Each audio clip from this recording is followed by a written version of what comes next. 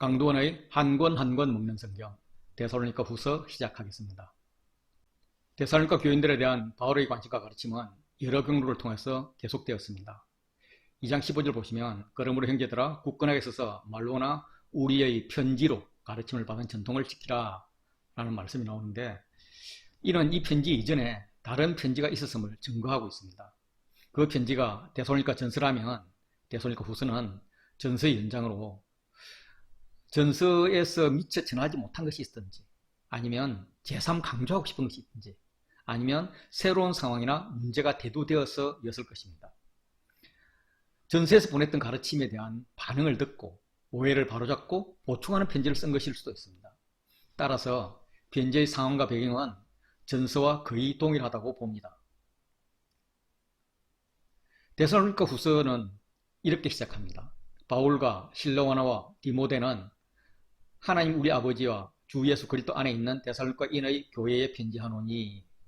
다시 말해서 이 편지의 저자는 바울, 실로아노, 디모데입니다. 그러나 데살로니가 후서 3장 17절을 보시면 나 바울은 친필로 문안하노니 하면서 바울 자신이 이 편지의 저작권이 있다고 말씀을 하고 있습니다. 그렇다면 실로아노는 우리가 추정하건대 아마 이 편지를 대필한 것이다. 그리고 디모데는 이 편지를 전달했으며 또 이 편지를 쓴 대표로서 전달지에서 이 편지를 읽어줬을 것이다. 이렇게 생각합니다. 그래서 두 사람 이름을 추가해 줬을 거로 그렇게 봅니다. 이어서 나오는 후서의 내용을 살펴보면 강림과 모임에 관한 설명이 전서에 비해서 더 자세하고, 바울이 부탁한 기도의 내용도 전서보다는 후서가 더 구체적이고, 다른 조치 없이 적극적이고 구체적인 것을 볼 때 전서와 후서는 연결선상에 있고 전서가 후서 앞에 쓰여진 편지임을 알 수 있습니다. 데살로니가 전서는 게으름의 문제를 다루었는데 바울이 기대한 만큼 효과적이지 않았고 재림에 대한 새로운 오해들이 발생했던 것 같습니다. 데살로니가 교인들은 주의 날이 이미 지나갔다는 가짜 바울 서신을 받았으며 그러한 오해를 시정해야 할 필요가 있었던 것 같습니다.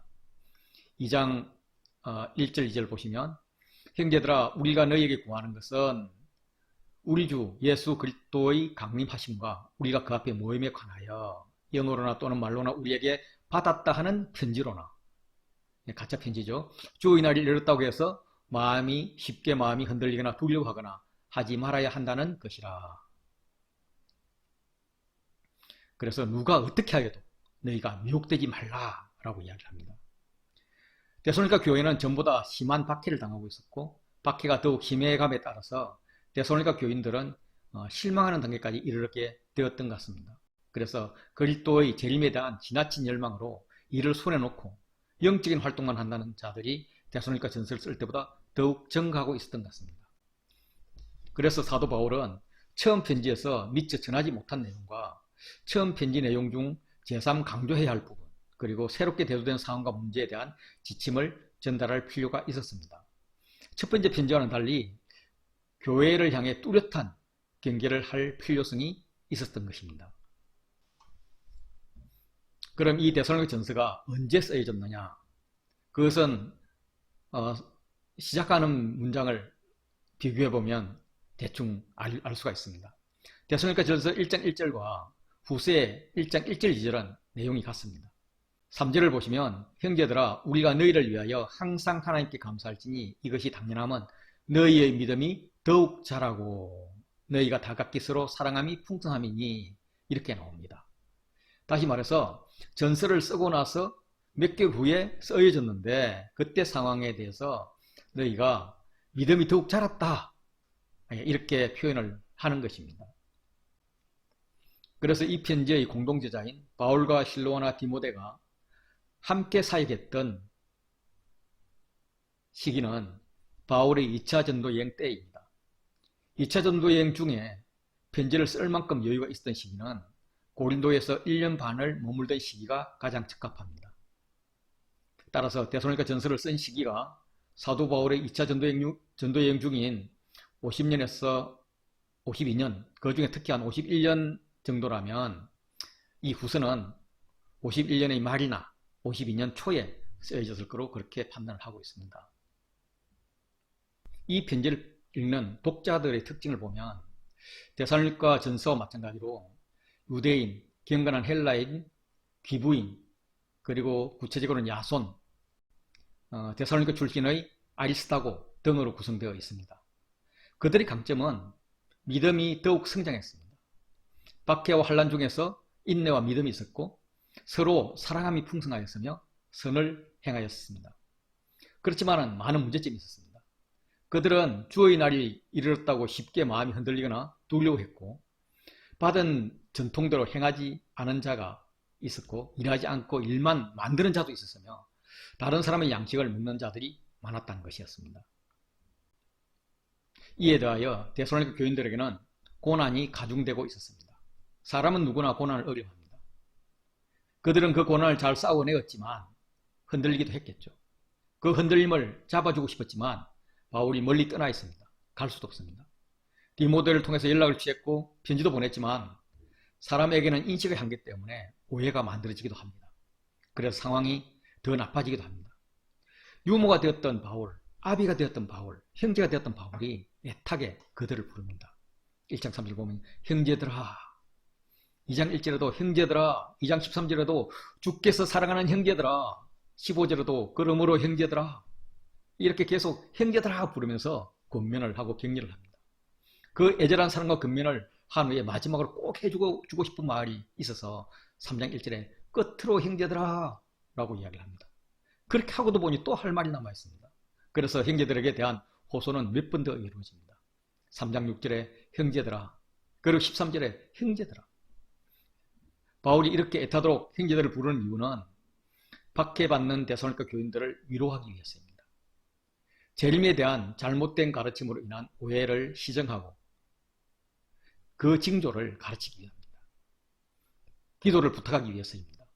그리고 재림을 기다리는 성도들이 취할 바른 삶을 가르치기 위해서 이렇게 형제들아 이렇게 애타는 마음으로 그들을 독려하면서 권면하고 있습니다.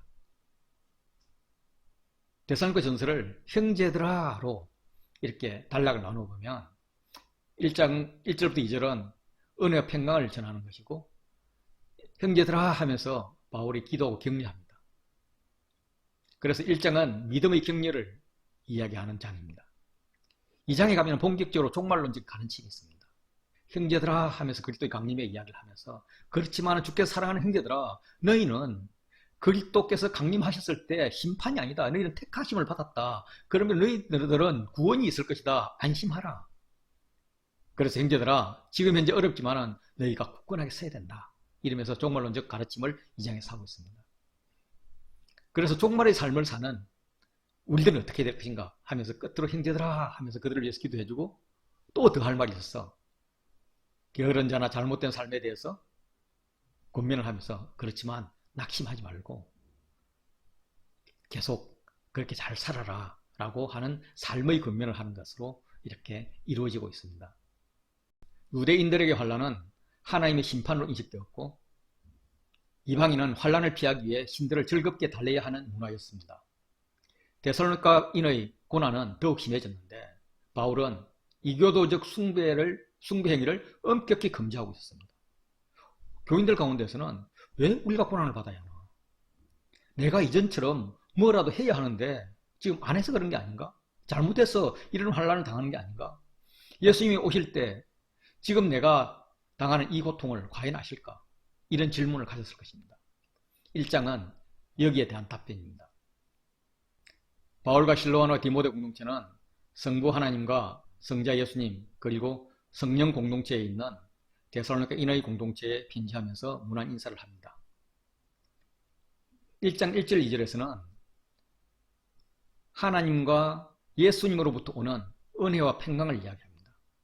이것은 3장 15절 이후에 가면 평강의 주께서 친히 때마다 일마다 너희에게 평강을 주시라 라는 기원과 18절에 우리 주 예수 그리스도의 은혜가 너희 무리에게 있을지어다 하는 평강과 은혜로 그렇게 끝이 납니다. 그래서 데살로니가 후서는 은혜와 평강에 관한 편지입니다.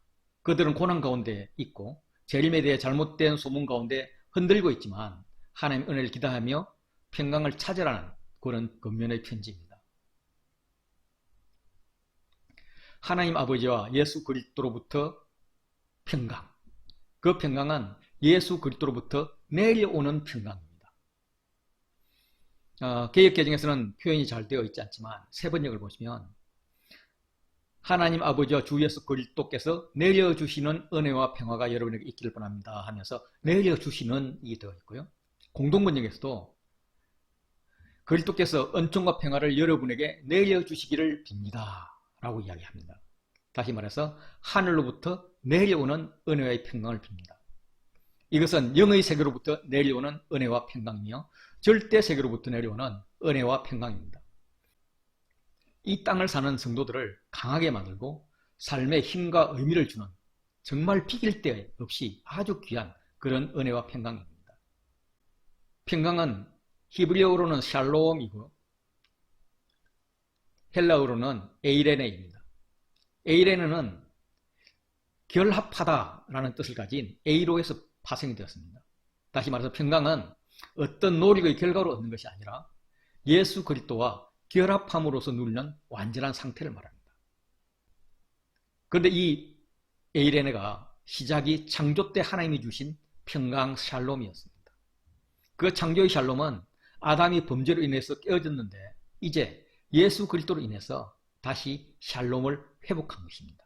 이 샬롬, 은혜로 받은 샬롬, 그것을 편지하고 있는 것입니다.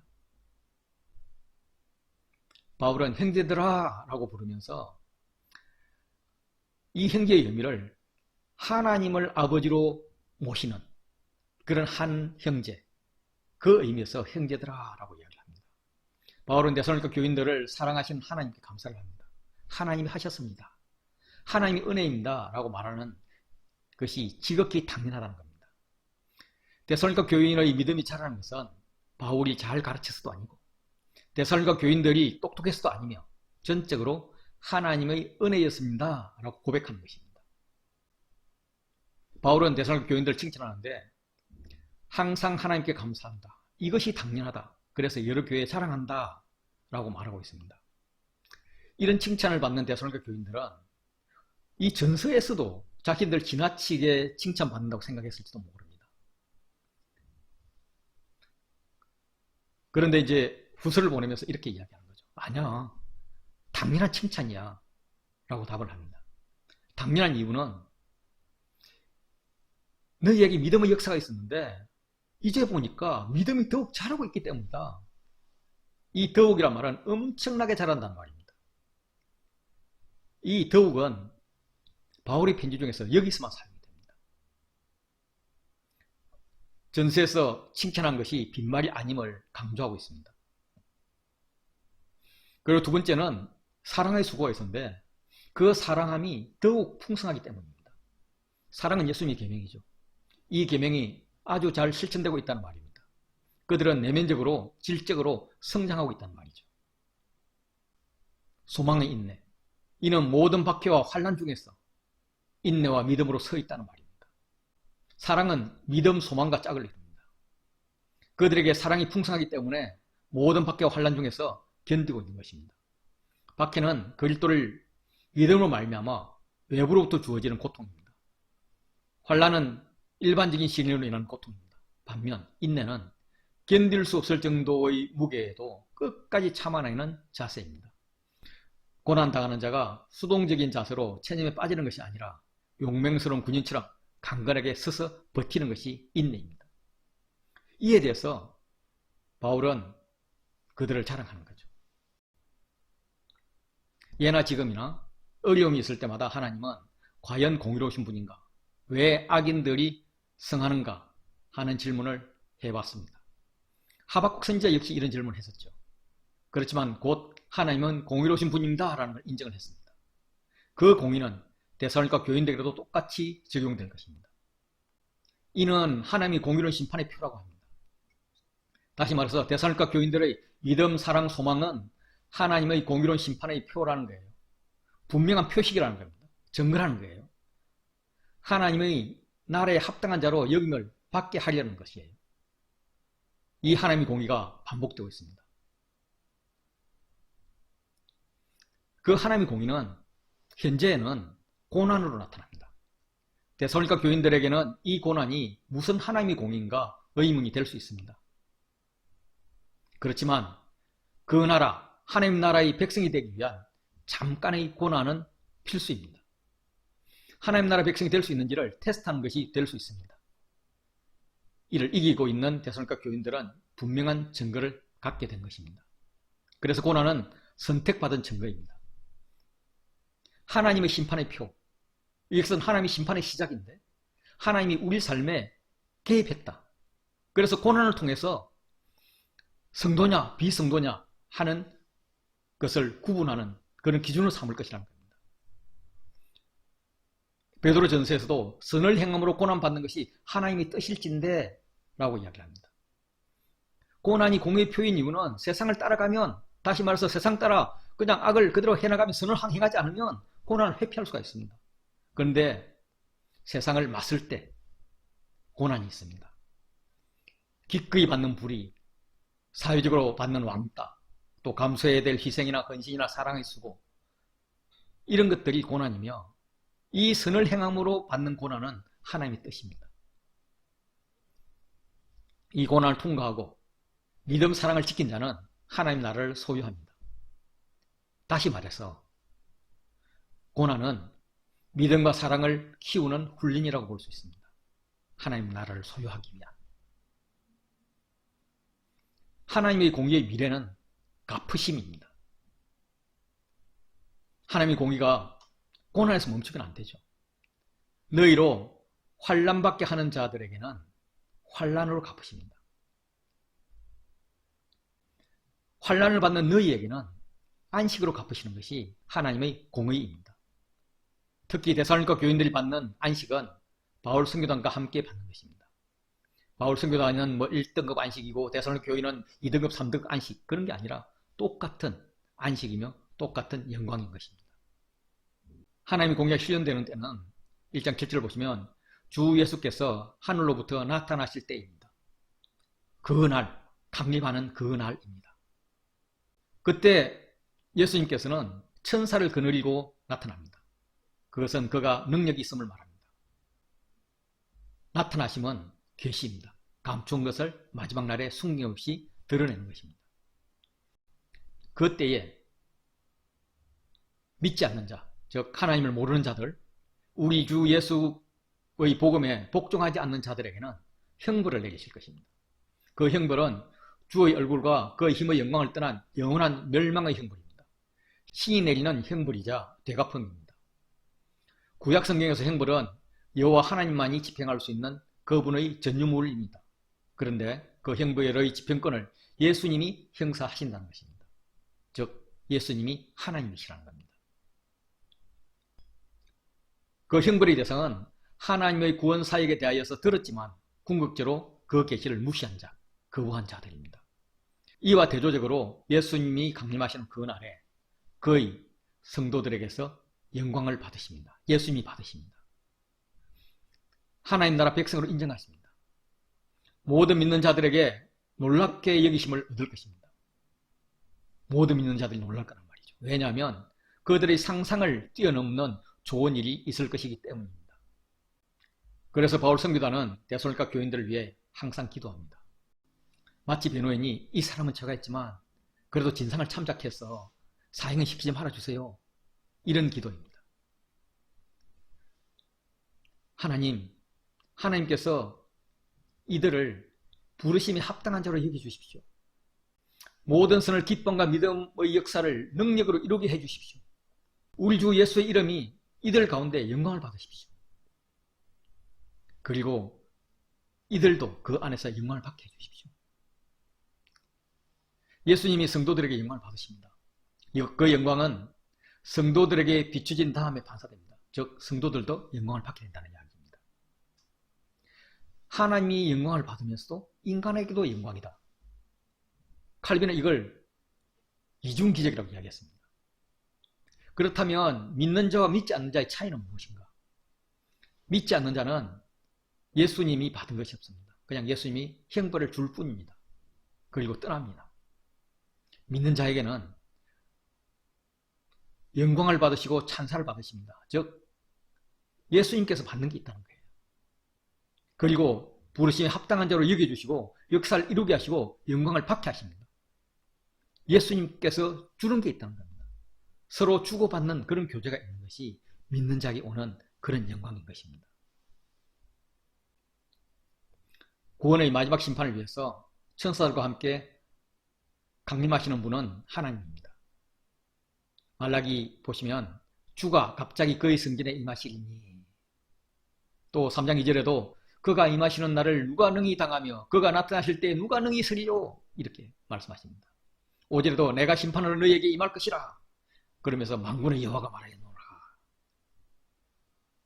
그런데 이 하나님의 이미지가 그리스도 예수께 적용됩니다. 스가랴서 9장 9절의 예언을 보시면 시온에 따라 크게 기뻐할지어다, 예루살렘이 따라 즐거이 부를지어다. 보라, 내 왕이 내게 임하시나니 그는 공의로우시며 구원을 베푸시며 겸손하여서 나귀를 타시나니 나귀의 작은 것 곧 새끼 나귀니라. 이렇게 예수님이 나귀 타고 오실 것임을 예표하고 이것이 복음서에 보시면 이루어지고 있음을 알 수가 있습니다. 데살로니가 후서도 말씀하십니다. 그 날에 그가 하나님으로서 강림합니다. 주 예수께서 하나님이시기에 자기의 능력의 천사들과 함께 하늘로부터 불꽃 가운데 나타날 것입니다. 이렇게 능력으로 임하는 모습을 이야기를 합니다. 선지자들이 소수에게 계시로 알려주었던 실체가 인류 앞에 공식적으로 나타나게 될 것입니다. 이때 이 자리에 초대되어 기쁨으로 맞이할 것인가, 아니면 이 날이 저주의 날이 될 것인가, 이것이 사람들의 선택입니다. 사도 바울은 1장 10절에서 강림과 함께 축복을 한 후에 속으로 피식하고 웃었을지도 모릅니다. 이 친구들 또 강림 이야기 나오니까 뜨끔하는 것 아니야? 데살로니가 전서 1장의 마지막 부분에 나오는 칭찬의 결론에서 강림이 언급됩니다. 1장 10절 보시면 또 죽은 자들 가운데서 다시 살리신 그의 아들이 하늘로부터 강림하실 것을 너희가 어떻게 기다리는지를 말하니, 이렇게 마무리를 합니다. 이 장의 마무리도 바울의 애정을 표현하는 결론인데 여기에 강림을 언급해요. 우리의 소망이나 기쁨이나 자랑의 멸관이 무엇이냐? 그가 강림하실 때 우리 주 예수 앞에 너희가 아니냐. 3장 마지막 격려 기도에도 너희 마음을 굳건하게 하시고 우리 주 예수께서 그의 모든 성도와 함께 강림하실 때, 이렇게 그들이 하나님 아버지 앞에서 거룩하고 흠께 서기를 원하는 기도를 합니다. 4장의 마지막에도 자는 자들의 결론이 나오는데, 우리가 주의 말씀으로 너희에게 이것을 말하노니 주께서 강림하실 때까지 우리 살아남은 자도 자는 자보다 결코 앞서지 못하리라. 주께서 호령과 천사장의 소리와 하나님의 나팔 소리로 친히 하늘로부터 강림하시리니, 그리스도 안에서 죽은 자들이 먼저 일어나고, 5장으로 가면은 5장은 아예 처음과 끝이 강림으로 됩니다. 끝부분도 보시면 평강의 하나님이 이렇게 축도를 하면서 마지막 부분은 우리 주 예수 그리스도께서 강림하실 때에 흠없이 보존되기를 원하노라. 1장부터 5장까지 매매 결론마다 다 강림 이야기였고, 특별히 5장은 시작과 끝이 강림이었습니다. 그래서 이 강림에 대해서 기대도 했겠지만 이 강림에 대한 이야기를 더욱 풍성히 하다 보니 오해도 생겼을 것 같습니다. 그래서 이 장에는 이 파루시아에 대한 설명이 강조되고 있습니다. 특별히 이 데살로니가인들은 파비루스 신의 재림에 대한 신화를 가지고 있었습니다. 그 선입견 속에서 바울의 가르침을 받아서 오해가 점점 더 커졌던 것 같습니다. 재림 때 흠없는 상태를 유지하지 못하리라 라는 생각도 했을 것입니다. 두려웠겠죠. 데살로니가 전서에서 분명히 주의 날이 도적같이 임할 것이나 그것은 밤에 속한 자들에게 말하는 것이고, 너희는 빛의 자녀이기 때문에 빛의 자녀에게는 항상 깨어있기 때문에 도적같이 임하지 못할 것이다 라고 설명을 했음에도 불구하고 거룩함의 흠없는 상태가 가능한가에 대한 불안 때문에 그들은 굉장히 두려워했던 것 같습니다. 바울은 이걸 다시 설명해 줍니다. 이 장은 교차됐고 구조로 명령, 설명, 명령이 이어지고 그리고 기도로 마무리됩니다. 형제들아, 흔들리거나 두려워하지 말고 미혹되지 말라라고 명령한 다음에 그 이유를 설명합니다. 불법의 사람, 불의를 따르는 자들은 멸망할 것이다. 그렇지만 주께서 사랑하는 형제들아, 너희는 진리를 믿음으로 구원을 받을 것이다. 그러면 형제들아, 굳건하게 서서 지키라. 그러면서 기도로 안심시켜주는 그런 구조입니다. 2장 1절은 형제들아, 우리가 너희에게 구하는 것은 으로 시작됩니다. 우리가 너희에게 구한다, 요청한다 라는 말이죠. 이전의 편지에서 바울은 주의 날이 갑자기 올 것이고 그 날이 임박했음을 가르칩니다. 이로 인해서 어떤 이들은 영광을 받을 것이란 말보다 심판의 공포가 있었던 것 같습니다. 이에 맞춰서 재림에 관한 이단들이 출현했던 것 같습니다. 바울은 먼저 주 그리스도의 강림과 모임을 언급합니다.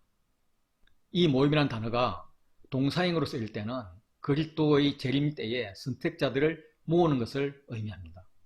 예를 들면 마태복음 24장 31절에 그가 큰 나팔 소리와 함께 천사들을 보내리니 그들이 그의 택하신 자들을 하늘 이 끝의 적까지 사방에서 모으리라 입니다. 명사형으로 쓰일 때는 신자들이 예배드리기 위해서 모이는 것을 말합니다. 예를 들어서 히브리서 10장 25절에 모이기를 피하는 어떤 사람들의 습관같이 하지 말고 오직 그나여 그날이 가까움을 볼수록 더욱 그리하자. 이것은 예배를 의미하는 거죠. 바울은 그리스도의 강림과 관련된 모임, 즉 성도들이 변화되어 그리스도 앞에 나가는 기쁨을 맛보면 동시에 영원히 함께 생활하게 될 것을 의미하는 그런 모임을 언급하고 있습니다. 이단들은 이렇게 주장하죠. 주의 날이 벌써 왔다, 이르렀다. 그런데 바울은 그들이 주의 날이 이르렀다고 주장하는 모양인데 나는 거기에 동의하지 않아. 그래서 그들이 영어로나 말로나 또는 우리에게 받았다는 편지로나 그렇게 미혹을 하는데 그거 믿지 마라 라고 이야기합니다. 영어로란 말은 비상한 은사가 있어서 여인이 맞아떨어지고 큰 자연적 변화를 일으키고 이걸 이용해서 막 미혹도 하고 그럴 수 있습니다. 말로나 언변이 가득한 설교 혹은 신접한 사람이 되어 바울과 직접 대하는 것처럼 꾸며서 미혹하기도 했을 것입니다. 우리에게 받았던 편지로나는 바울의 편지를 잘 이해하지 못했다 일 수도 있고 또 이 사도의 권위를 사칭하는 유조 편지를 통해서 성도들을 미혹했을지도 모릅니다.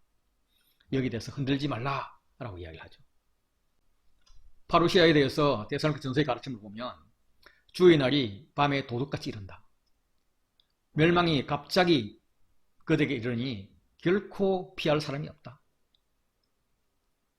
그러면서 덧붙인 말이 형제들아 너희는 어둠에 있지 아니하며 그 날이 도둑같이 너희에게는 임하지 못하리라 라고 이야기를 했지만 흔들리는 그들에게 바울이 명령합니다. 이런 자들이 주의 날이 이르렀다며 다양한 요구를 할지라도 쉽게 마음이 흔들리지 말라. 유동도 안 할 수는 없겠죠. 그렇지만 요동하지 말라는 말입니다. 요동이란 광풍으로 배의 닻이 끊어져서 광풍과 파도에 떠밀리고 흔들리는 것처럼 영적 황홀경 때문에 균형을 잃은 상태를 말합니다. 성급하고 경솔한 행동을 금지하고 있는 것입니다. 두려워하지 말라. 두려움은 두려움을 주는 자의 말과 행동을 믿을 때 일어나는 겁니다. 무시할 수 있어야 됩니다. 누가 어떻게 하여도 미혹되지 않을 수 있는 것은 진리가 내 안에 있어야 됩니다. 진리를 취하라는 거죠. 왜 미혹되지 말아야 되냐면 주의 날이 오기 전에 일어날 현상, 전조가 있다는 거예요. 먼저 배교하는 일이 있다는 겁니다. 배교는 군대 사령관이 나라를 버리고 상대편을 붙는 행위예요. 다시 말해서 이 기독교 내에서는 기독교를 버리는 건 예수를 더 이상 믿지 않는 것을 말합니다. 그리고 이어지는 적그리스도, 불법의 사람, 멸망의 아들, 대적하는 자, 이런 자가 출현하여서 활동을 하기 시작한다는 겁니다. 이 불법의 사람이라는 것은 율법이 없는 사람, 법에 복종하지 않는 사람을 말합니다. 예수님의 구원 사역을 회방하고 적극적으로 저지하는 자, 적그리스도라 그러죠. 그는 교만이 극에 달합니다. 모든 신이라 불리는 것이나 숭배함을 받는 것 위에 자기를 둡니다. 급기야 하나님의 성전에 앉아서 자기 자신을 하나님이라고 선언합니다. 마치 이사야 14장 13절 14절 같이 내가 내 마음에 이르기를 내가 하늘에 올라 하나님의 뭇별 위에 내 자리를 높이리라. 내가 북극 지폐의 산 위에 앉으리라. 가장 높은 구름에 올라가 지극히 높은 이와 같아지리라 하는도다. 이런 자들입니다. 그러면 당시 저 그리스도는 로마 황제일까? 원래 헬라인들은 통치자를 숭배하지 않았는데 알렉산더가 동방 여러 나라를 통합하는 가운데 페르시아나 이집트 왕을 신으로 섬기는 풍습을 가져왔습니다. 이 신적 통제 사상이 BC 2세기 중엽에 로마인들이 그리스를 정복하면서 로마에 수입되었습니다. 아우구스투스는 원로원의 승인을 얻어서 율리우스 케사르를 신으로 격상시켜서 신전을 건립합니다. 가리쿨라 황제 때는 자기 자신을 주와 신으로 부르도록 했습니다. 그래서 로마 황제를 적그리스도의 출현이라 볼 수도 있습니다. 그러나 이 문제에 대해서 바울은 데살로니가 교인들과 토의한 적이 있었던 것 같습니다. 그때 바울이 내려준 결론은 적그리스도가 이미 활동하였지만 막는 것이 있다라는 것이었습니다. 대적하는 자가 아직 나타나지 않는 이유는 그로 하여금 그의 때에 나타나게 하려 하는 것이기 때문입니다. 막는 것이 있다는 겁니다. 그것을 막는 자가 있다는 겁니다. 그러면 막는 것은 무엇일까? 막는 자는 누구일까? 데살로니가 사람들은 알고 있을지도 모릅니다. 그렇지만 현재 우리는 추측할 수밖에 없는데 가능성은 로마 제국과 황제 혹은 로마 정부에 나타났던 법과 통치, 유대 국가, 바울 자신, 어떤 악마적인 힘, 복음, 하나님의 명령 여러 가지인데 터툴리안 같은 분은 로마 정부로 해석을 했습니다. 그런데 데살로니가 전후서에 많은 성령의 활동이 나오는 것을 볼 때 하나님 또는 성령이 가장 타당하다고 보여집니다. 절대 주권자가 되시는 하나님께서는 사탄과 그의 세력까지도 제어할 능력이 있을 뿐만 아니라 필요에 따르는 사탄의 세력조차도 유효적절하게 사용하실 수 있기 때문이었습니다. 로마 정부가 없어진 현재까지도 재림이 실현되지 않았음을 볼 때 성령님이 타당한 것 같습니다. 물론 성령님이 잠시 로마 정부를 사용했을 수도 있겠죠. 그때 불법한 자가 나타나면 예수님께서 그의 입의 기운으로 죽이실 것입니다. 그리고 나타나셔서 불법한 자가 구축한 모든 세력을 피하실 것입니다. 악한 자가 나타나는 것은 사탄의 활동이 드러나는 것입니다. 능력과 표적도 있지만 거짓 기적과 불이익의 속임이 대부분입니다. 이들은 멸망하는 자들입니다. 살아있는 성도들의 것이 아닙니다. 그들은 진리의 사랑을 받지 않기 때문에 구원을 받지 못합니다. 이런 자들을 구분하기 위해서 하나님은 미혹의 역사를 그들에게 보냅니다. 그러면 그들은 진리를 믿지 않고 불의를 좋아하는 거짓 것을 믿는 것입니다. 이래서 심판을 받는 것입니다. 악한 자가 나타나 사는 일은 사탄의 활동을 따릅니다. 불의의 모든 속임을 합니다. 그럼 그 불의의 속임을 받는 대상은 누구일까? 멸망하는 자들이죠. 진리를 믿지 않고 불의를 좋아하는 모든 자들이죠.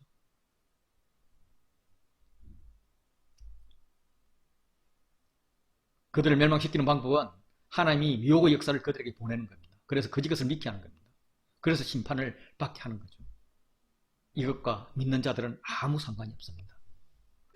즉 그리스도는 자기 마음대로 등장할 수 없는 존재입니다. 하나님이 필요한 때에 하나님이 허락해야 등장합니다. 상황을 정리해보면 불법의 비밀이 활동하고 있는 것은 사실입니다. 그렇지만 막는 것이 있는 거예요. 막는 자가 있었어요. 그래서 나타나지 못한 겁니다. 그럼 언제 나타날 거냐? 하나님의 때, 하나님께서 뭔가를 전환시키고자 옮기시고자 할 때 그때 나타나는 겁니다. 그때 배교자, 불법자가 나타날 것입니다. 그런데 나타나면 예수님께서 그의 입의 기운으로 그를 죽이시고 강림하여서 나타나심으로 모든 것을 짜잔 끝 하실 거라는 겁니다. 이런 내용은 요한계시록에 아주 많이 나타나 있습니다. 계시록 16장 14절 보시면 그들은 귀신의 영이라 이적을 행하여 온 천하 왕들에게 가서 하나님 곧 전능하신 이의 큰 날에 있을 전쟁을 위하여 그들을 모으더라. 그리고 새 영이 나타납니다. 세 영이 히브리어로 아마겟돈이라 하는 곳으로 왕들을 모읍니다. 예, 귀신의 영이 세 영이네요. 사탄은 모방의 천재입니다. 하나님처럼 되고 싶어 해서 성부, 성자, 성령, 삼위일체 하나님을 그대로 모방해서 용, 바다에서 올라온 짐승, 땅에서 올라온 짐승, 이렇게 세 영인 것입니다. 그들이 아마겟돈에 모입니다. 아마겟돈은 하르무겟돈, 무겟도의 언덕입니다. 이곳은 드보라가 전쟁에 쓰겠고 요시아가 이집트 바로에게 죽은 곳입니다. 이곳은 군사적 요충지로 유대인들은 종말의 전쟁이 일어날 곳으로 생각하고 있는 곳입니다. 세 영이 아마겟돈으로 왕들을 미혹해서 모읍니다. 모았으면 전쟁을 시작해야 되잖아요. 그런데 17절을 보세요. 예수님이 순서에 의해서 대접을 공중에 쏟습니다. 그러니까 끝. 굉장히 쉽게 끝나죠. 예. 데살로니가 후서가 설명했던 내용과 일치합니다. 그러면 사탄 삼위일체는 구체적으로 어떻게 될까요? 19절에 짐승이 나옵니다. 20절에도 짐승이 나오고 거짓 선지자가 나옵니다. 그러면 19절의 짐승은 바다에서 올라온 짐승, 즉 그리스도이고요. 거짓 선지자는 땅에서 올라온 짐승입니다. 이들이 군대들을 모읍니다. 땅의 임금들이 많이 속아서 모여들었어요. 그리고 전쟁을 일으키려 합니다. 19절은 전쟁을 일으키다가로 되어 있는데 이것은 일으키려 하다가가 맞는 번역이라고 이야기를 합니다. 전쟁을 일으키려고 군대를 모았지만 아직 일으키지는 못했어요. 그런데 어떻게 되나요? 20절 보면 짐승이 잡혀버려요. 그 짐승 앞에 우상에 경배하라고 선동하던 거짓 선지자도 함께 잡힙니다. 그리고 그들은 산채로 유황불 붙는 못에 던져집니다. 전쟁을 일으켜 보지도 못하고 일으키려 하다가 잡혀서 유황불못에 던져서 아뜨거 하고 있을 자신들의 결말을 이렇게 적어놓고 있는 겁니다. 그럼 마지막 사탄은 어떻게 될 건가? 20장 7절 보면 사탄은 천년 동안 옥에 갇혔다가 놓입니다. 뭔가 잘못한 게 있었나 보죠. 무려 1000년이나 감옥살이를 하다가 나왔으면 좀 변해야 되는데 또 하나님과 전쟁해 보겠다고 고옥과 마곡을 유혹해서 모읍니다. 엄청나게 많이 모았습니다. 성도들의 짐과 성을 포위했습니다. 성도들의 위기입니다. 아마도 새벽에 비행기 띄우고 포 쏘기 시작하겠죠. 그래서 성한 사람들이 기진맥진하면 탱크부터 공격하고 그 뒤를 따라서 보병부대가 가서 정복해야 됩니다. 그런데 두른 후에 아무것도 없습니다. 두려매라고 했어요. 하나님 군대 입장에서는 언제 총을 쏘나 기다리고 있는데 야, 아직도 공격 안 했어. 기다리는 것도 힘드네. 그냥 끝내자. 더 이상 못 기다리겠다. 그래서 하늘에서 불이 내려와서 그들을 태워버립니다. 성경이 재미있으려면 성의 공격이 시작돼서 주인공 남녀 외에는 다 죽었는데 남자가 쓰러져 있는 여자 편으로 총알이 날아온 것을 보고 몸으로 덮쳐 맞고는 죽어갈 때 여자가 이렇게 막 울부짖으며 부르짖을 때 짜잔하고 예수님이 병만 타고 나타나서 죽은 자를 살리고 전열을 정비해서 적을 향해서 이렇게 적을 다 죽이고 최후 승리를 하는 이런 식이어야 되는데 지금 보면 너무 시시하잖아요. 마귀 군대가 성을 두루매. 그리고 없어. 그냥 하늘에서 불이 내려와서 그들을 태워버리는 겁니다. 재림이 이런 것입니다. 불법의 세력이 나타나는 것은 하나님이 말끔히 정리하기 위해서 그 때를 예비하셨다가 때가 되면 나타나게 한 다음 그걸 끝입니다. 불과 유황못에 던져버립니다. 그리고 온전한 하나님 나라를 우리에게 주실 것입니다. 다시 데살로니가 후서로 돌아오면 재림 문제에 잔뜩 겁을 먹고 있는 데살로니가 성도들을 형제들아, 주께서 사랑하는 형제들아 다정히 부르면서 시작합니다. 마땅히 하나님께 감사해야 될 것은 하나님이 처음부터 너희를 택하셨다. 하나님의 은혜다. 그리고 결국은 구원을 받게 하실 것이다. 이게 성도의 혜택이다. 이때 하나님 하실 일과 성도가 할 일이 있는데 하나님께서는 성령의 거룩하심을 주실 것이고 성도들은 진리를 믿는 것이다.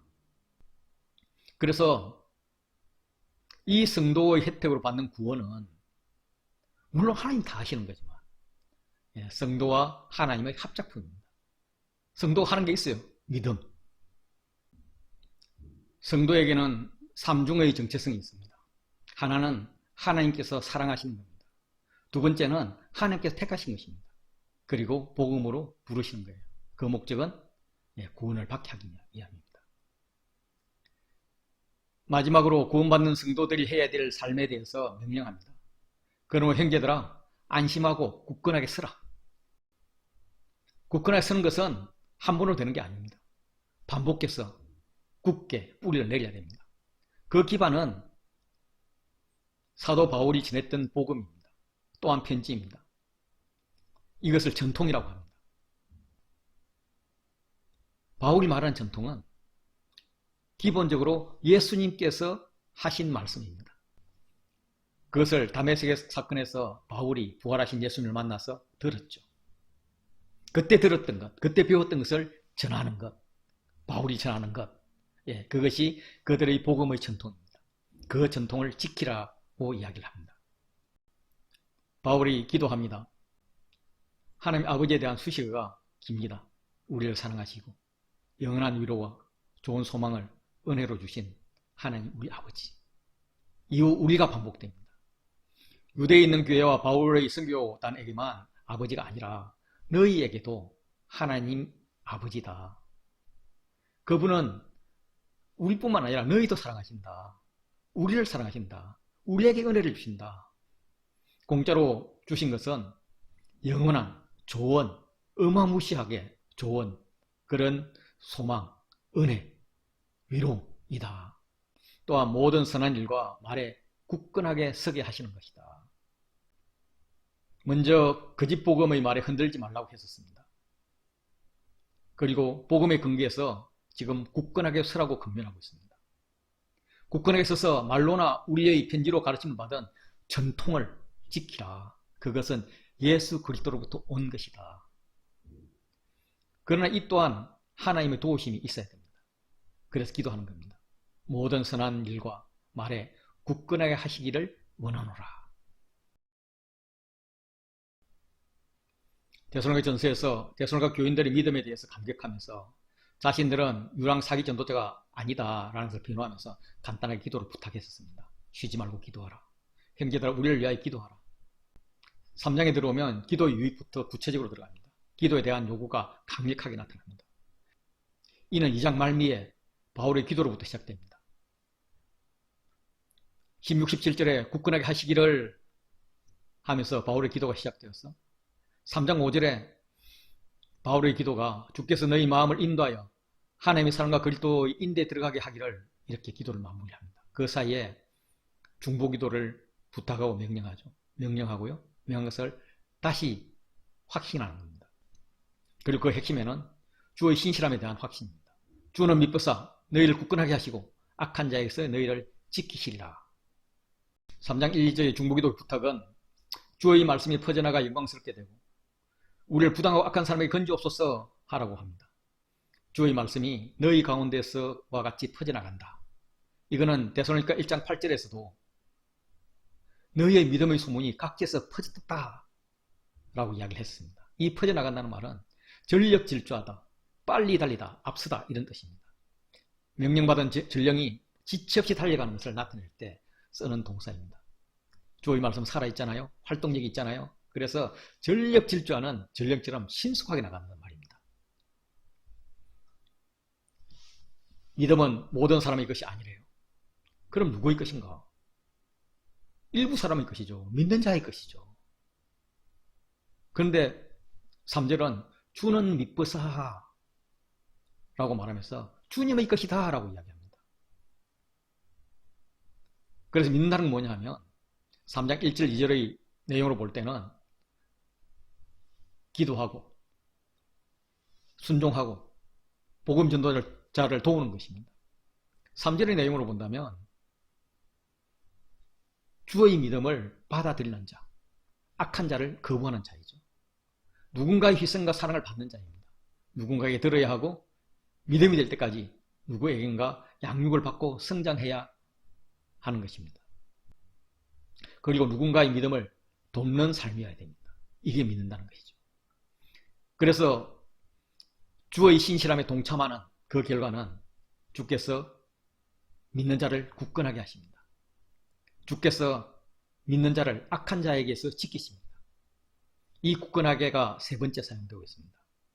2장 15절에서 굳건하게 서서 하면서 의지와 행동을 요구했다면 2장 17절에서는 굳건하게 하시기를 하면서 중보기도자의 바람을 말했습니다.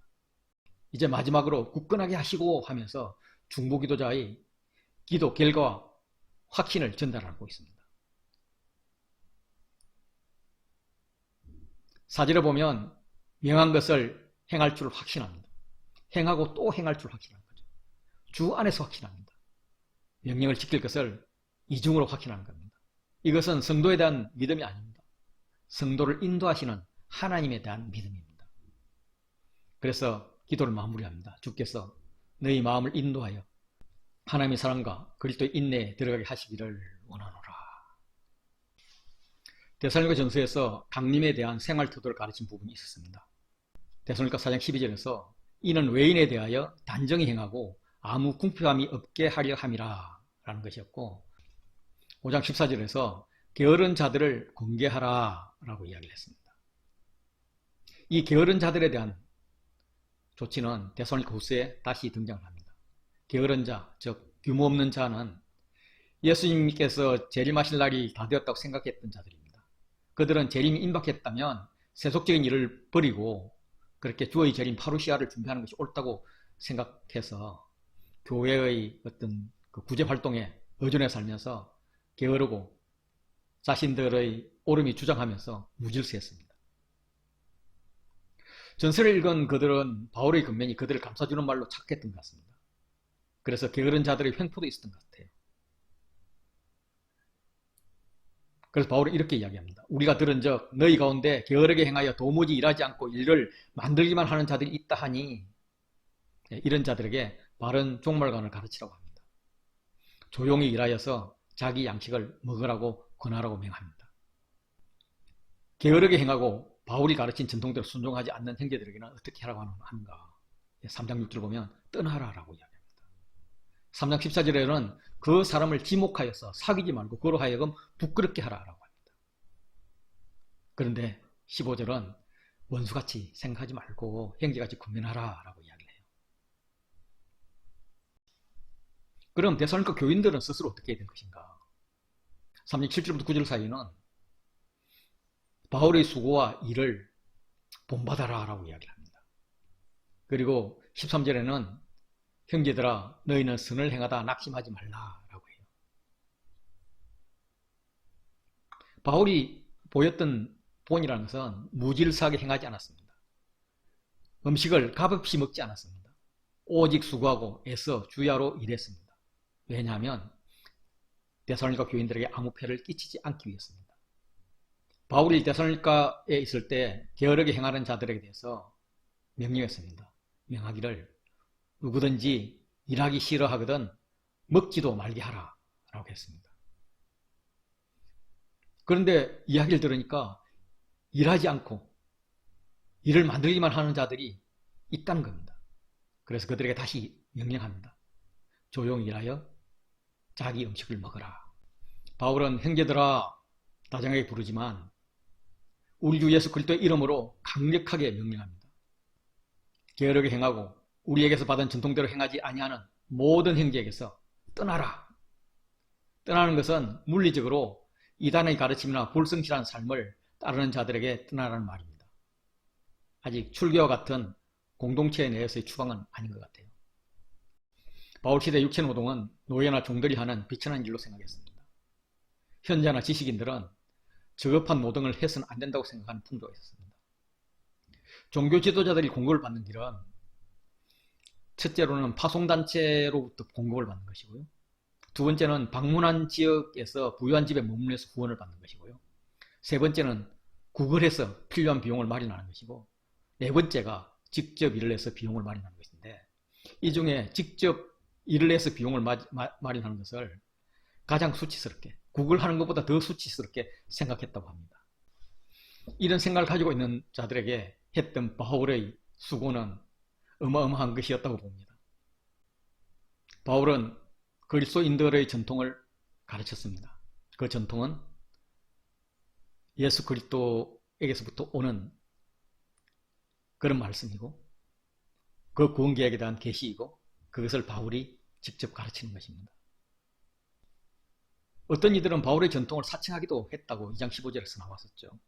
그렇지만은 바울 일행은 말로만 하는 게 아니라 본을 보였습니다.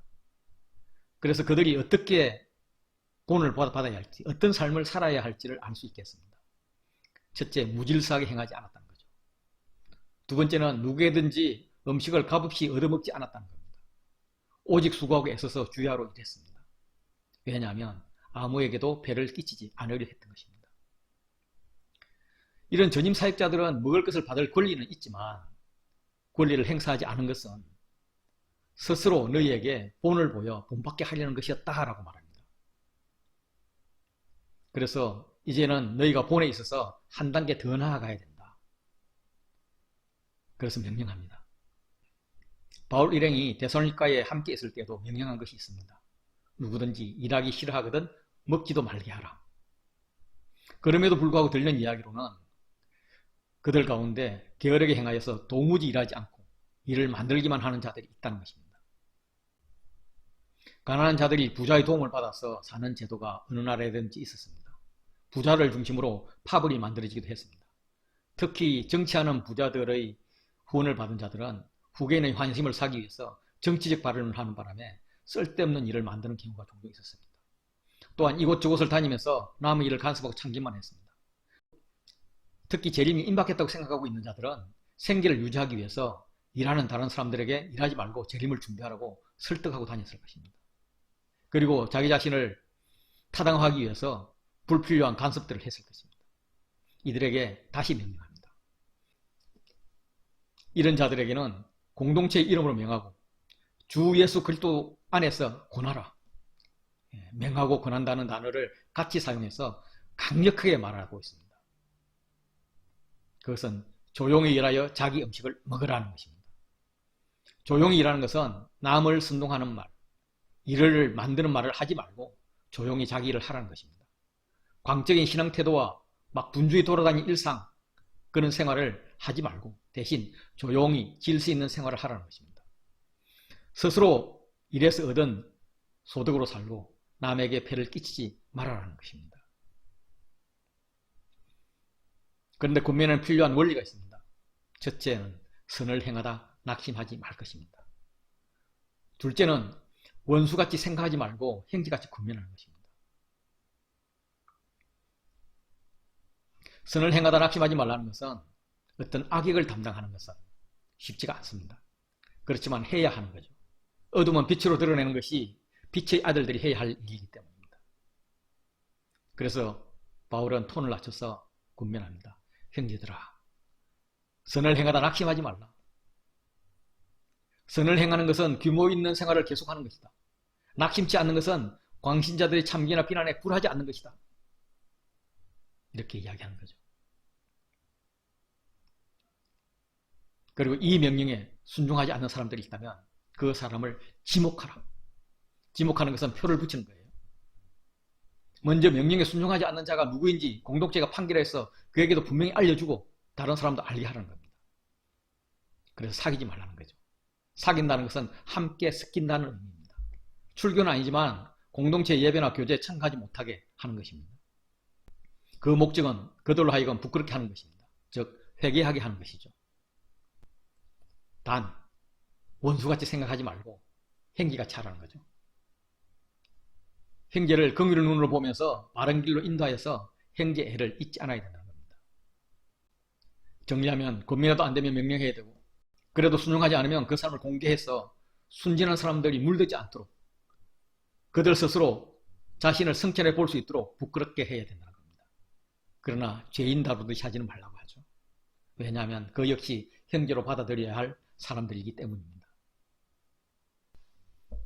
이렇게 고난을 이기고 믿음을 지키면서 공동체를 세워가는 자들을 축도합니다. 바울은 편지를 시작하면서 은혜와 평강으로 인사를 했습니다. 편지를 마무리하면서 평강을 전합니다. 평강의 주께서 너희에게 평강을 주시고. 바울의 편지 말미는 이단적 행동을 하는 자들에 대한 강력한 징계였습니다. 그들의 삶도 박해 가운데 있었습니다. 평강이 있기 어려웠지만 평강을 두 번 강조합니다. 평강은 단순한 푸른 초장이 아닙니다. 엄침한 골짜기를 다니는 가운데서 느끼는 푸른 초장의 평강입니다. 폭포가 강음을 내고 떨어지는 물 안으로 작은 새집이 있습니다.